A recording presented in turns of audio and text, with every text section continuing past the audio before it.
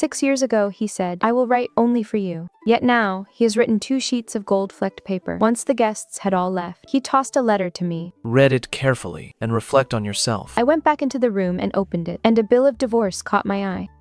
The writer of this divorce bill, due to a breakdown of affection and the inability to make compromises, voluntarily writes this letter of repudiation to send Lady Sue back to her family, permitting you to remarry. I closed my eyes and let out a long sigh. Below the writer of this divorce bill, I wrote his name, stroke by stroke, and in front of that horizontal line, I added my own surname. During a bitter winter that year, I was heading home from the shop in my father's carriage. There was a young man shivering in the ice and snow, wearing only a very thin, tattered jacket. Father had him carried into the carriage, and I placed my hand warmer against his chest. The moment he woke up, he clutched the hand warmer tightly and stared at me for a long time. Thank you, young mistress. Only later did we learn that he had just buried his mother that night and had also failed the imperial exam. That was his very first failure. Father said, Helping someone in need is a good deed.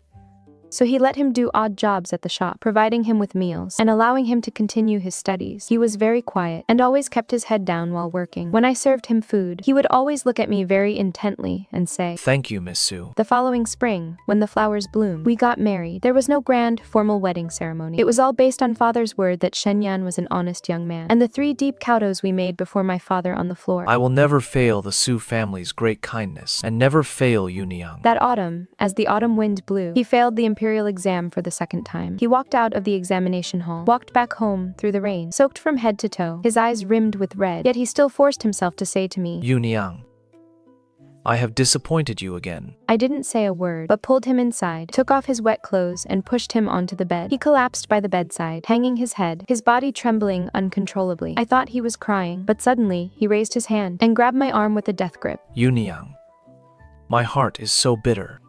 I failed you before when I didn't pass, but my resolve has not changed. Just wait. I will definitely make you an official's wife. 3 years later, he finally passed the exam. On the day the good news arrived, he received the yellow-bordered notice. But his face didn't show the excitement I had expected. That night, he drank a lot of wine, collapsed onto me, and kept saying over and over, I passed.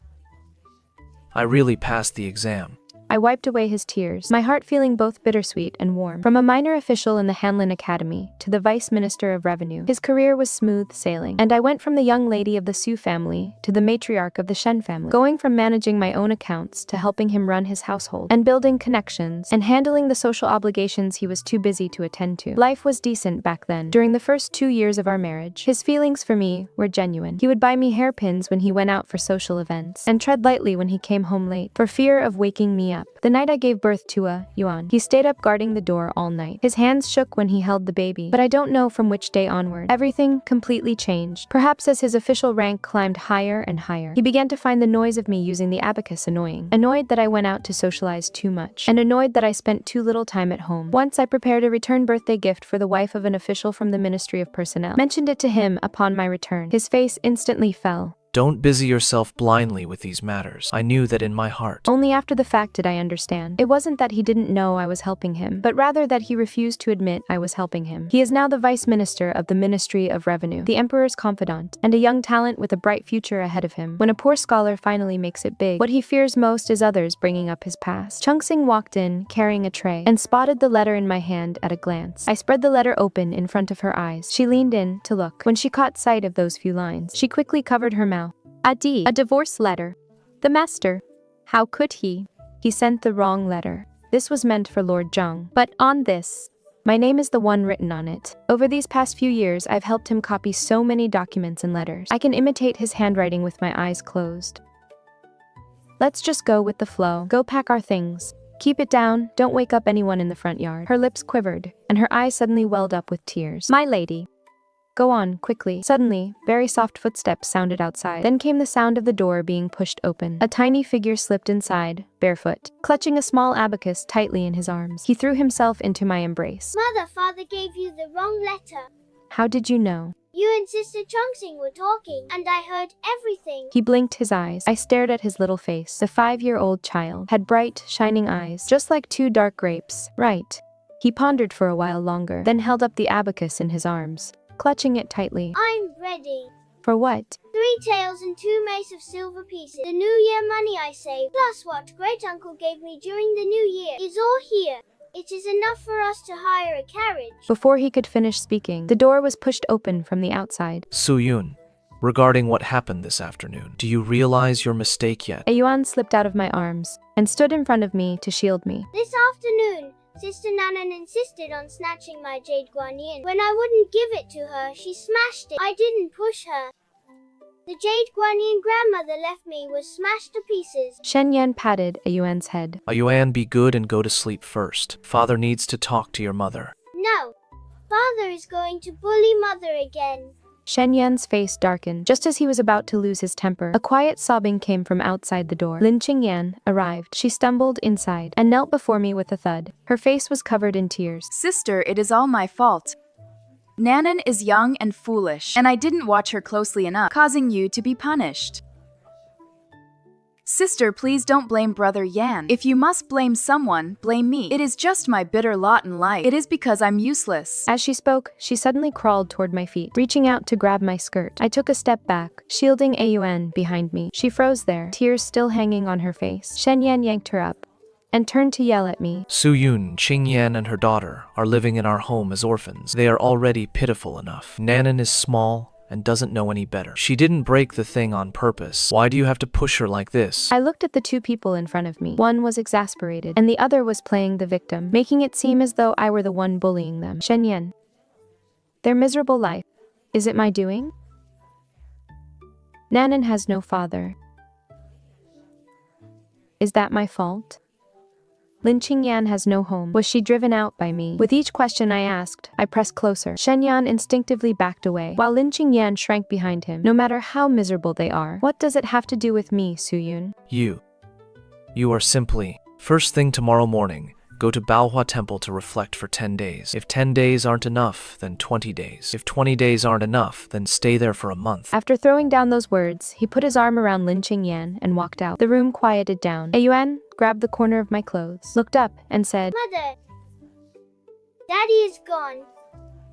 He lowered his head. He hugged his little abacus even tighter, flicked the beads a couple of times, and suddenly said, Mother, a yuan has calculated it. Father has a scale in his heart, but the string he holds is crooked. Even if Auntie Lin puts only a feather on her side, and Mother puts a mountain of gold on yours, the scale will still tilt toward her. So he stuffed the abacus into my hand. Mother, don't build a mountain of gold anymore. Let's leave. Let's take a yuan savings and go. Are you not afraid, Yuan? Afraid of what? Afraid of having no father? A yuan has mother. Having mother is better than having a father. My heart ached with sadness. I pulled him into a tight embrace. All right, I say, Yuan, sleep first. When you wake up, we'll leave. The door was gently pushed open. Chung-sing came in, carrying a cup of tea. Madam, everything is packed. The maid set the water down by the table. She stopped in her tracks, pursed her lips tightly, and held back for a long time. But in the end, she spoke up. Madam, please don't think I talk too much. You have been married for a full 6 years. Everything in this household, inside and out. What part of it wasn't managed by you? The master's clothes and accessories, and the master's socializing. Now, they want you to just hand it all over and leave. Why should it be like this? I stared at Yuan, who was sleeping soundly on the daybed. Exactly 6 years. From that winter night until now, it has been exactly 6 years. Chung-sing, you ask me why I'm leaving in these 6 years. I, Soo-yoon, don't owe Shen Yan a single bit of affection. He is the one who owes me, and he can never pay it back. And so, I let it go. The next day, before the first light of dawn, we set off on our journey. The carriage was narrow, and Yuan curled up in my arms, clutching his little abacus tight, with his eyes fast asleep. Mother, where are we going? To a place first.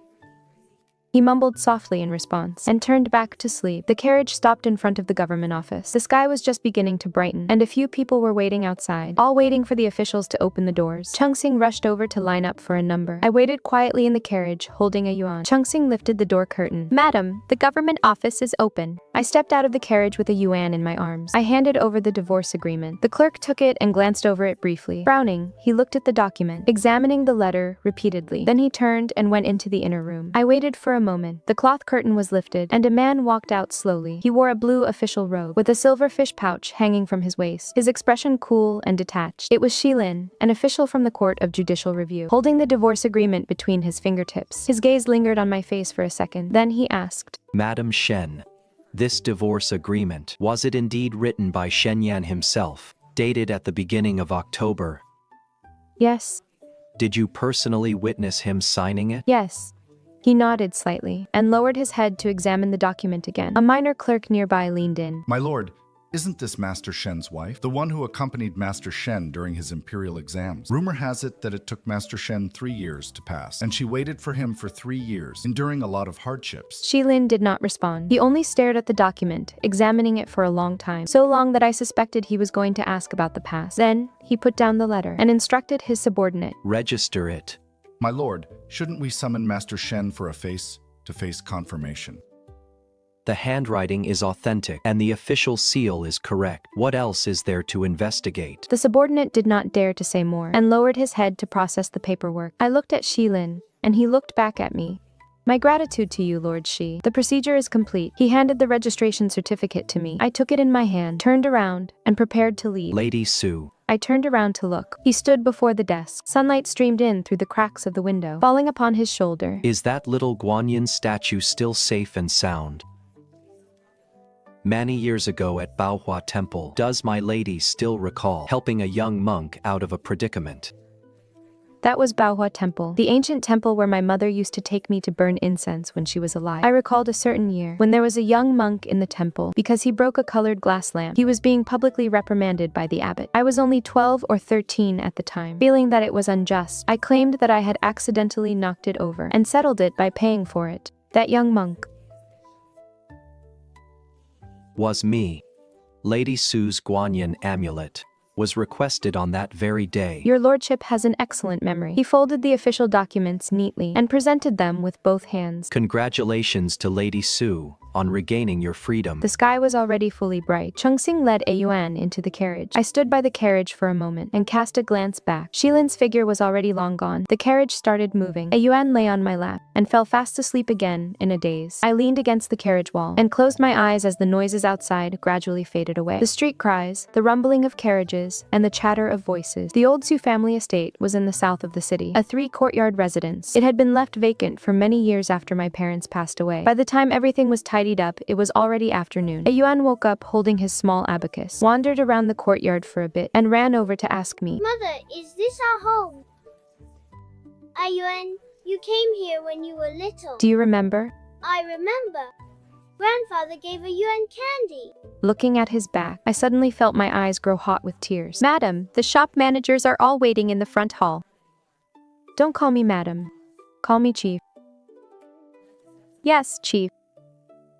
Over the years, Shen Yan never managed my businesses. He did not know that the Su family's silk shops had expanded from 2 to 7. Nor did he know that the tea trade routes in Jiangnan had long been under my control. Even less did he know that the bank newly opened last year specialized in the business of officials' families. When wives and young ladies who were mistreated by their husbands' families came to borrow money from me due to a shortage of funds, they did not need to pawn their jewelry, nor did they have to endure their husbands' families' cold looks. He knew even less about how, as he rose steadily through the official ranks over the years, much of that smooth path had been paved by me using my own connections. He did not ask, and I did not bring it up. If I had spoken of it, his paper-thin pride would have suffered again. Now, this is actually for the best. No more need for secrets. In the days to come, I went out during the day to inspect the shops, meet with merchants, and balance the ledgers, and returned home at night to have dinner with Yuan, listening to him talk about the flowers that had just bloomed in the yard. 10 days passed rather quickly. Waking up early in the morning, Shen Yan felt something was wrong. He felt very strange. The sunlight shining in had not changed, and the furnishings in the room had not changed either. The tea poured by the servant still tasted the same as before. Yet, he just felt a sense of emptiness. He passed more than an hour in the study, read through 2 official documents, drank a cup of water, and got up to pace back and forth for several steps. Lin Qingyan entered the room carrying a small wooden tray, slowly placing the teacup onto the desk. Brother Yan, take a rest.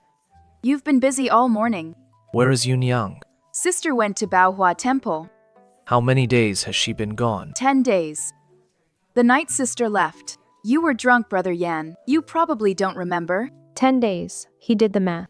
Today is already the 11th day. She should be home today. Lin Qingyan said nothing, only pushing the teacup slightly forward. Drink some water first, Brother Yan. Shen Yan sat by the desk. He picked up his pen and threw it down again. That strange feeling in his heart grew stronger and stronger. He waited for over 2 more hours, but no one came home. He suddenly stood up, walked out, and ordered his horse to be prepared. Baohua Temple was halfway up the mountain. It would take over an hour to get there by horse. By the time Shen Yan rushed there, the sun was already about to set.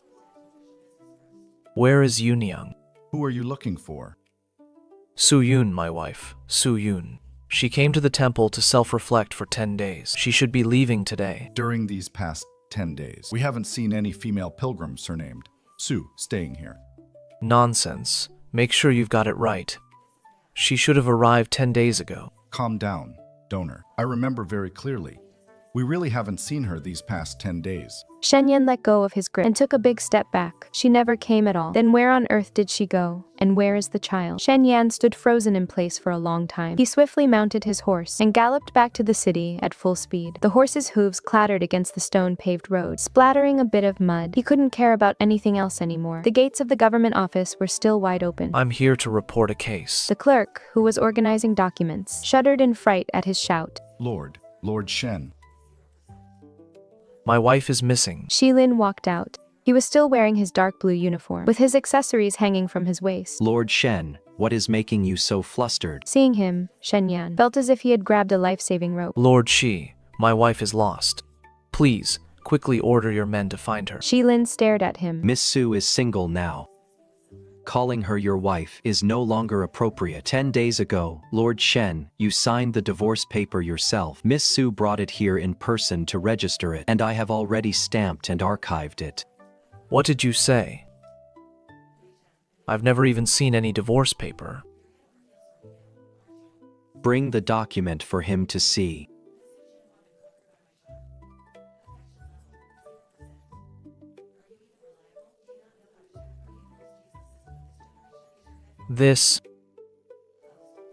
I didn't write this at all. This is Lord Shen's handwriting and Lord Shen's seal. Could this really be faked? Besides, it was your wife who brought it over herself. Shen Yan looked as if he had been struck hard by a heavy object. Shocked, he took half a step back. Are you saying my wife brought it here herself? Right. There has been a mistake. There has been a mistake. It is wrong. It is all wrong. He suddenly raised his head, tightly grabbing the edge of Shilin's robe. Lord Shi, this is all a misunderstanding. I can definitely find someone to prove it. With that, he let go, turned around unsteadily, and ran out, stumbling and scrambling. In the courtyard in the south of the city, time passed very leisurely. When I opened the window in the morning, a few small birds had settled on the pomegranate tree, chirping away. My son had long been squatting under the tree, playing with ants using a small twig. Mother, the ants are moving. I leaned against the window, looked at him, and smiled. The maid came into the room carrying some tea. She placed it on the table and stood there without moving. I was flipping through the account books. Without even looking up, I asked, "What is wrong?" Boss, yesterday I went out to buy some yarn. And I ran into the old gatekeeper from my former master's house. I wanted to go visit him this afternoon. Would that be all right? She held on to me and chatted for quite a while, saying that my ex-husband, Lord Shen, has been absolutely furious at home these past few days. He smashed everything in his study to pieces. And even that, Miss Lin doesn't dare go near him right now. I turned a page of the ledger and didn't make a sound. Lord Shen is searching for you all over the city. He is even going door to door asking around, annoying all the shopkeepers to death. I picked up my brush and added a couple of entries to the ledger. I put down the brush, picked up my teacup, and took a small sip. Chungsing, when you went to buy yarn yesterday, had the price gone up? She froze for a moment. It did go up. I heard the silk harvest in the south was poor, so they charged 20 copper coins more per string. I nodded, silently noting it down in the ledger. Boss, the maid said anxiously. I'm talking to you about Lord Shen. I looked up at her. Do you know how much the wholesale price for the batch of silk sent from the south has gone up this month? 30%. If we don't find a new supply channel, the shop will run out of stock next month. That is what is urgent. The maid opened her mouth, then suddenly slapped her thigh. Oh, boss. Look at my terrible memory. There is something else I forgot to mention. The old gatekeeper said Lord Shen was muttering at home, saying he was planning to pay a visit to Lord Zhang. My hand holding the teacup froze. Lord Zhang. That warning letter is currently in Lord Zhang's hands. He can go look for him all he wants. Outside the window, my son suddenly shouted, "Mother, the ants have carried the big bug up." I leaned out to look. The little fellow was crouching on the ground, his face almost pressed against the dirt. Don't lean down so close, it is too dirty. Understood. During this period of time, I finally had some free time entirely to myself. That afternoon, I was checking the accounts in the shop. Master Song, who teaches needlework, lifted the curtain and walked in. She was an old embroiderer who had retired from the palace. She had good medical skills and a straightforward personality. Proprietress, did you hear? That man of yours has now become the laughingstock of the entire city. What kind of joke? He waits outside the gates of Lord Zhang's estate every single day, forcing him to show up and testify. Lord Zhang is avoiding him and refusing to see him. Today, Madame Zhang personally opened the door and berated him. Old Shen, do you have no shame? Your own wife ran off, and you come here to watch over my husband. After lecturing him, she slammed the gate shut with a bang. That was a truly miserable scolding. Ha ha ha ha. A grand official of the imperial court, humiliated and scolded right at someone's doorstep, his face turning blue with embarrassment. While we were chatting, Xiao Chun lifted the door curtain and walked in. Proprietress, no wonder you were worried back then. You knew all along that Madame Zhang is a fierce woman, and Lord Zhang would absolutely not dare to admit to it, right? Madame Zhang is indeed a fierce woman. When Lord Zhang advised old Shen to write the divorce letter back then, it was merely drunken madness. How would he dare to admit to it now? But I knew more than just that. I knew even better that by waiting at the gate like this, old Shen would only push Lord Zhang further and further away. He thought that by showing off his rank as an official of the court and bringing up their past friendship, others would have to accommodate him and help him by testifying for him. He didn't understand that certain things in this world cannot be resolved merely by status and connections. For half his life, he only read his rigid books, associated only with lofty and proud guests, and talked only of his scholarly integrity. My worldly socializing and mundane market affairs were things he looked down upon. Which lady was close friends with which lady? Which master had a grudge against which master? Which family was warm to your face and trip him up behind his back? He thought it was vulgar. He thought it was dirty, and definitely not something Master Shen should care about. But he never expected that his smooth sailing official career was largely paved by these vulgar matters. Now that I've left, that pride of his, that moral integrity, and that disdain will eventually turn into obstacles on his path, one by one. In the end, Shen Yan still found me. That afternoon, I was checking the accounts at the bank. Xiao Chun rushed into the room in a panic. Boss, Master Shen has arrived. I paused the pen in my hand. Where is he? The clerks are blocking him outside the door. Shen Yan rushed through the door and threw himself in front of me. Yunyang, I've finally found you. No one would tell me where you lived. Call me Su Yun. Yunyang, you've got it all wrong. That divorce letter was not meant for you. I never wanted to part with you. Let's go to the Yamen right now. I knew clearly. Shen Yan. That divorce letter. I was the one who wanted to sign it. Yunyang. You. How could you? I didn't expect that you would mind so much. About Lin Qingyan staying over. I will ask her to leave right now. The trouble is not with her. Before I could finish, a small figure rushed into the room, holding a small abacus tightly against her chest. Her cheeks still flushed from rushing back from school. Seeing an extra guest in the room, a yuan froze for a moment. Shen Yan grabbed her like a lifeline. A yuan, quickly tell your mother to come back home with your father. You are mine. But my mother is no longer your wife. Father, you should leave. My mother is very happy right now. As soon as you show up, she becomes unhappy. Please leave. Shen Yan stood there, dazed. His eyes held regret, confusion, and sorrow. I suddenly wanted to laugh. Sorrow. What right did he have to feel sorrow? He slowly straightened his body, swayed for a long moment, and turned to walk out. I did not look back at him, and took a yuan to the backyard. My life was full and busy, yet news of Shen Yan still reached my ears. Returning from the shop that day, Chungxing grumbled as she served the dishes. Boss, guess what happened again? I wiped my hands clean and sat down to eat. What happened? Master Shen went to the Court of Judicial Review again, accusing Magistrate Shi of being biased. He claims that since he wasn't present at the time, the divorce does not count. I put down my chopsticks, took some gifts, and went to Magistrate Shi's residence. Commander Shi's residence was in the south of the city, rather small, but it was kept very clean. After the guard announced my arrival, a servant quickly led me inside. Shi Ling stood outside his study door, wearing a simple robe, looking like an ordinary schoolteacher. Madam Su. What a coincidence. Please, come inside. I entered the study and took a seat. Chungxing placed the gift boxes we brought on the table. I heard Master Shen has been troubling you these past few days. Magistrate, I have dragged you into this. Master Shen was desperate for an explanation, but in the future, he probably won't be coming back. He claimed the regulations clearly state that both husband and wife must appear to divorce. He said I processed it single-handedly and did not follow the rules. I asked him If the documents require both parties to show up, is it to verify the authenticity of the divorce paper? Mr. Shen believes that divorce paper is a forgery. That was a draft I helped draft for someone, I told him. I then asked him, whose handwriting is on the draft? Mr. Shen's handwriting. Who in the entire capital doesn't recognize it? You have a very silver tongue, Chief. But that little Buddha pendant is broken. How did you know, Chief? I heard it from Jing. But you've been carrying it in your pocket these past few months. At first, you couldn't bear to part with it. And later, it just became a habit. Touching it before leaving the house brings peace to your heart, even though the little Buddha is broken. I know someone who specializes in repairing jewelry and has exquisite craftsmanship. Would you let me try?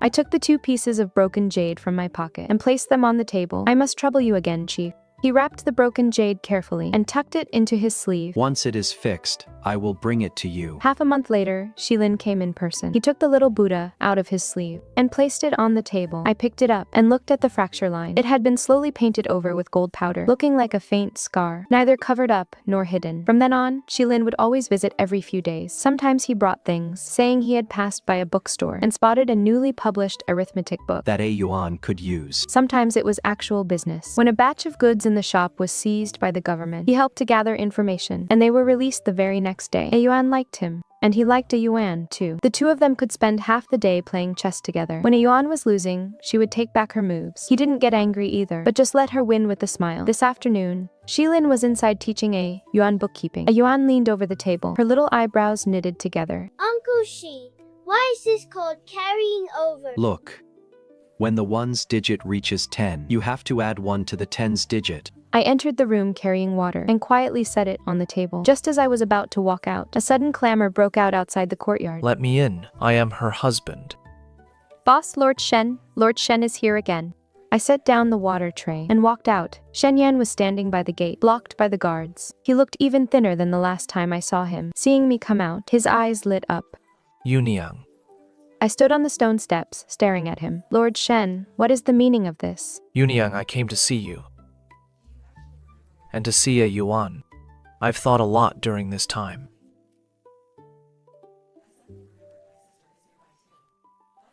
I was in the wrong. I was acting like a fool.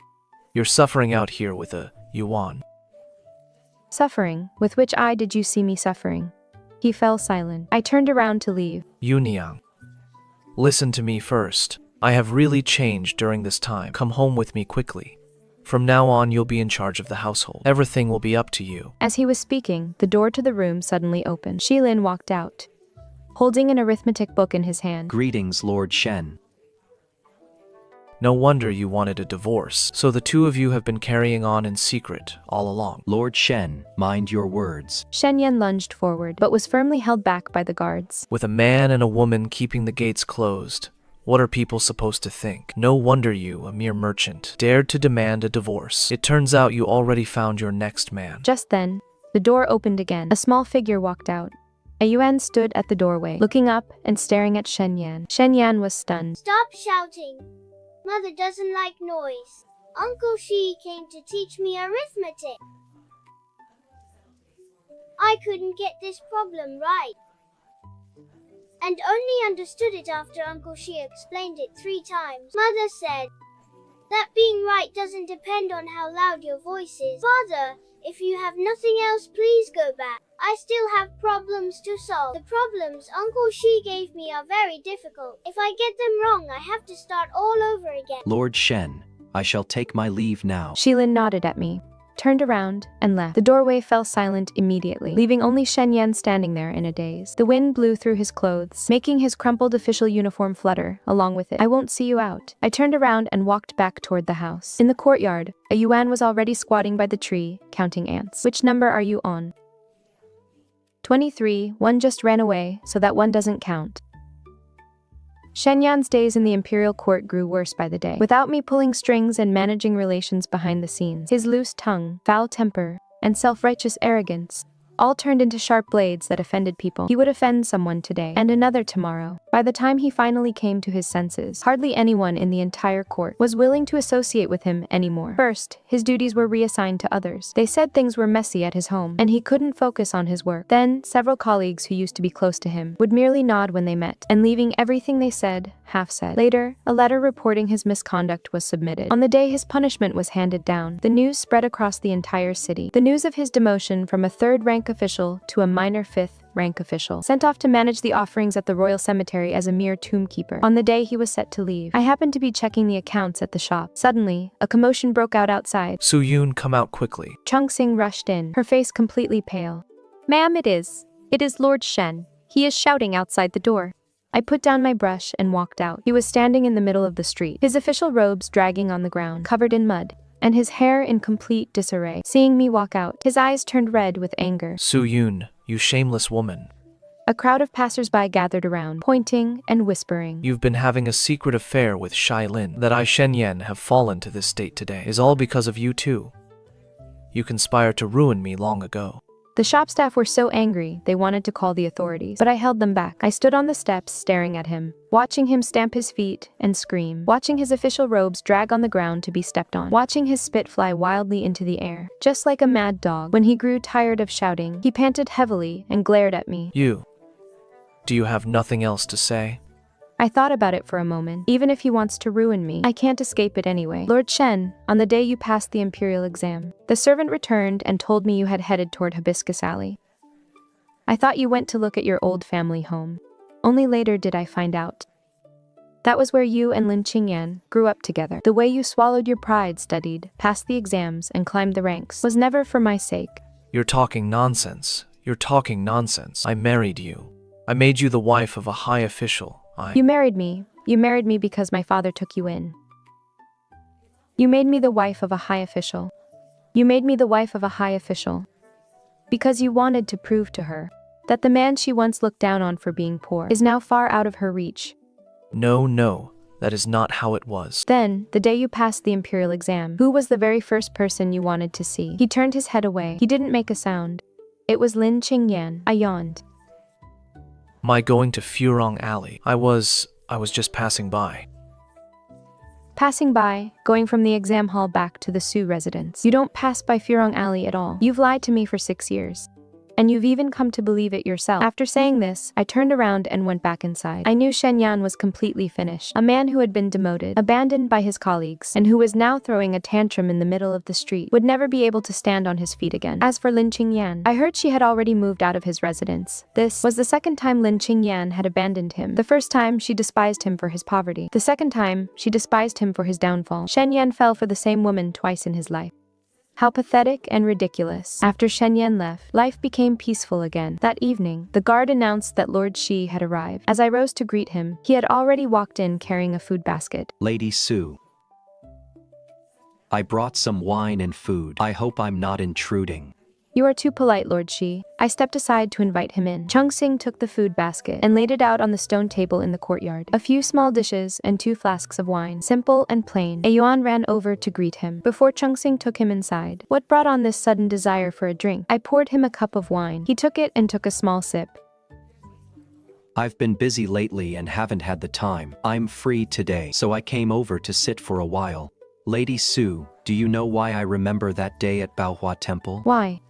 Because it was the very first time in my life that someone protected me. My father died early, and my mother remarried. I had to watch my step around others at the temple. Anyone could bully me. That day I broke the lantern. The abbot wanted to throw me out. I thought I was ruined. Then you stood up and said you would help me. You paid that sum of money. I listened without making a sound. I hid behind a pillar staring at you. At that moment I thought, how can there be such a good person in this world? You clearly didn't know me, yet you were willing to take the blame for me. I just couldn't stand seeing the powerful bully the weak. I knew clearly, but to me, it was a life-saving favor. He spoke a lot that night. He talked about how he grew up in the temple, how he passed the imperial examinations, and how he climbed step by step to his current position. He talked about how no one had helped him over the years, and how no one had protected him. He had grit his teeth and gotten through it all on his own. That night, Shilin poured out all the feelings he had bottled up for a long time. Life went on as usual, visiting shops and checking account books. Shilin would drop by whenever he had free time. Sometimes he taught yuan arithmetic. Sometimes he helped check the accounts. And sometimes he did nothing at all, just sitting and having a cup of tea. This high-ranking official of the Court of Judicial Review sure was quite leisurely, until today. Mistress, something has happened. Officials from the Court of Judicial Review have come. They say they want to inspect the school's registry. They said someone filed a report claiming there are fugitives among the girls we kept at our school. I don't know the details either. They conducted a very thorough search and took away all the girls' files. Chuni and the others were so scared they were crying. The officer said they had to take the files back first to investigate, and they would let us know once everything was cleared up. I couldn't stop them. Where are they? Still at the school. Without saying a word, I walked out. Oh, boss. Where are you going? The school was in complete chaos. The girls were gathered in the courtyard in small groups, some wiping away tears, others whispering among themselves. Seeing me walk in, they all crowded around. Boss, will Chuni and the others be arrested? Boss, are they going to investigate us too? All of you, go back to your classrooms, close the doors, attend your classes as usual, and do your work as usual. I stood under the eaves for a moment and walked toward the accountant's office. The files had been rummaged through and left in a mess, scattered all over the table. I flipped through them one by one. Chuni, Xiaoyue, Quier. The files of those 3 girls were indeed gone. I knew in my heart that their backgrounds could not withstand an investigation. When I first kept them here, I only thought of helping whoever I could. Now that the authorities were strictly cracking down on fugitives, uncovering these messy records would bring nothing but trouble. I closed the ledger and stopped letting my mind wander further. Leaving the school, I ran straight to the Court of Judicial Review. Shilin was in his office, with a thick stack of documents on his desk. Seeing me enter, he put down his brush. Have a seat. The tea was just brewed and is still hot. About that matter at the school, is there any room for flexibility?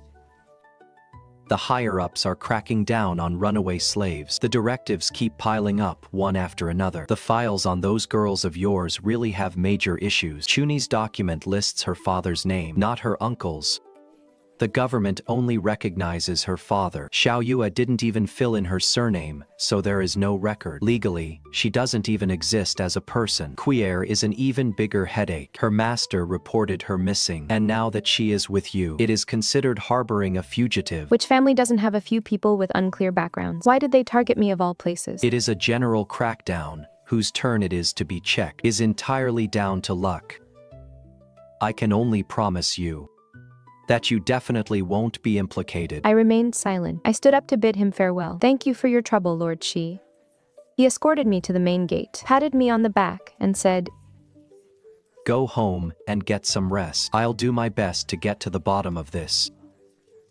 By the time I returned from the government office, it was pitch black outside. A yuan was playing in the courtyard, and Chungsing was working inside the house. I went over everything that had happened during the day, and it still felt off, but I couldn't put my finger on where the problem lay. Before I could figure it out, the matter was abruptly settled. Chuni, Xiaoyue, and Quier were forcibly taken away. No one bothered to ask about the kind of life they had endured before they managed to escape. No one cared about what would happen to them once they were sent back. No one cared why they had run away in the first place. To run away was, in itself, a crime. From then on, I became busier than usual. The accounts at the shop had to be calculated from scratch, and the girls at the school needed to be comforted. Madame Song wept bitterly several times. I sent people to secretly investigate the flow of current events within Stone City, where the water came from, and where it flowed. There had to be a source eventually. Chungsing asked me, Ma'am, what are you doing? Cleaning up. Cleaning up what? Things that shouldn't be kept. I went through the records of everyone at the school from the very beginning. As long as there was an issue, I quietly sent them away and helped them find other opportunities. Chungsing asked me again why I suddenly replaced so many people. I didn't say much, only that they needed to be replaced, so they were. She half understood and didn't bring it up again. Returning from the shop this day, it was already pitch black outside. A yuan was playing in the courtyard, while Chungsing was busy in the kitchen. The guard announced that Lord Shen had arrived. Shen Yan. Before I could say anything, he pushed the door open and walked right in. He looked even thinner than when I last saw him. A yuan looked up at him.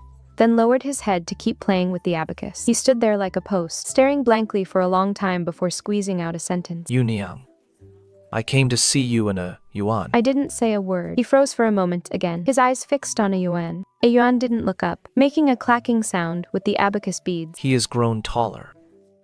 Hmm. He has gotten better at arithmetic too. He fell silent for another long while before speaking again. Yuniang, I've let you down. I'm not the only one you've let down. He still stood there, saying nothing. Truly foolish to the extreme. He didn't make a sound. After standing with his head bowed for a moment, he turned and walked away. After taking 2 steps, he stopped again. Yun. He didn't hear a reply, so he pushed open the door and left. As the door closed behind him, I stood frozen in place. A yuan had already fallen fast asleep on the small table. Mother. His mind was now at ease, and he drifted back to sleep. I held him close and sat by the window for a while. The moonlight seeped through the cracks of the window, flooding the floor. The Court of Judicial Review received commendations for investigating the case of the runaway slaves. Shilin was among those rewarded. I prepared some wine and dishes and went to his home to congratulate him. He welcomed me at the main gate and took the food basket from me, then helped me adjust my outer coat. It is getting colder, yet you didn't put on more clothes. It is only a few steps away.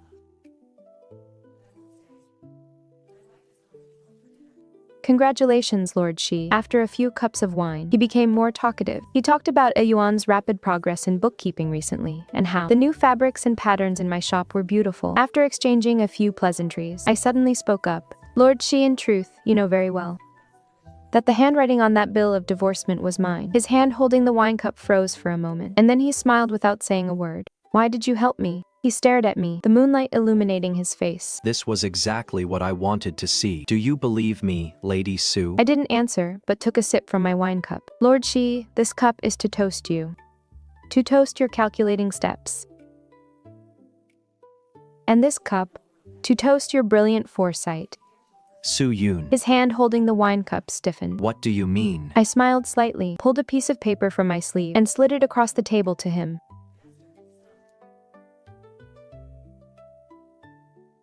Who was the one who reported those 3 girls at the academy? Are you aware of it, my lord? Lin Qingyan. She was sent by you, and you were the one who had her deliberately get close to Shen Yan. Lin Qingyan entering the Shen household was all your design. You calculated every single step. The only thing you failed to calculate was that I would sign that divorce agreement, which saved Lin Qingyan a great deal of trouble. Su Yun, I have been looking for you all these years. Knowing you were already married, I found out that Shen Yan once had a thing for Lin Qingyan. So you orchestrated this whole scheme. If Shen Yan didn't have his own vices, sending Lin Qingyan there would have been useless. I only wanted to have you. Shen Yan certainly has his faults. But what about Chuni and the others? What vices did they have? Why is it that other households' runaway slaves aren't captured? Yet they had to be. Because you can't afford to offend those other households. Because they are just 3 girls with no power or influence. No one would care if they died. They are but 3 runaway slaves. Su Yun, I fought so hard to climb my way up. Do you understand how difficult it was? Raised in a temple since childhood, living at the mercy of others. Everyone trampled on me. It took me 6 years of struggle to reach my current position. A promotion of 3 ranks. Shouldn't you be happy for me? I stared at the man in front of me, suddenly feeling he was an absolute stranger. Shilin. Even if they were 3 runaway slaves, there were safer ways to handle it, without letting them end up in such a miserable state. Back when you broke that lamp at Manhwa Temple in your early years, did you ever foresee that one day you would become the one trampling on others? I have not become someone who tramples on others. I am merely moving upward. In this world, you either trample on others or get trampled on. Isn't your business also built on stepping over others? It is not the same. How is it any different? I step on others to clear my own path. You trampled on them to use them as stepping stones. Shilin, I have already paid you back for that lamp. I've also drunk this cup of wine today. We are even. I pushed the door open and left. The cold wind blew against my face, carrying the dampness of early summer. My confidant was waiting for me outside the door, his eyes rimmed with red. Shopkeeper, what was going on? What was going on? It is in the past. When I returned home, the courtyard gate was wide open. Yuan was sitting on the threshold, waiting for me. Mother,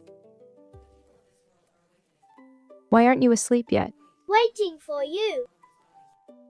Mother, there is an arithmetic problem I don't understand. I'll wait for Uncle Shi to come tomorrow to teach me. He is not coming anymore. Then who will Yuan ask when I can't solve arithmetic problems in the future? Ask me. Do you understand them, Mother? I do. Mother, then how do I solve this one? When the ones place reaches 10, you add 1 to the tens place. But what if the tens place is also full? Then add to the hundreds place. Oh, then what if the hundreds place is full? The thousands place. What if the thousands place is full? The 10,000s place. Then it can never be finished. It can be finished. Just take your time. Mother, Yuan won't let Uncle Shi come anymore. He made you unhappy. Whenever you are unhappy, you click the abacus beads very loudly. Just now in the room, I heard it all. I'm not unhappy. Really, then smile for me, Mother. You weren't smiling when you just came in. Like this. Ugh. He was happy now. He climbed down from my arms, held my hand, and walked into the house. Mother, I'll recite a poem for you. I just learned it today. It sounds so beautiful.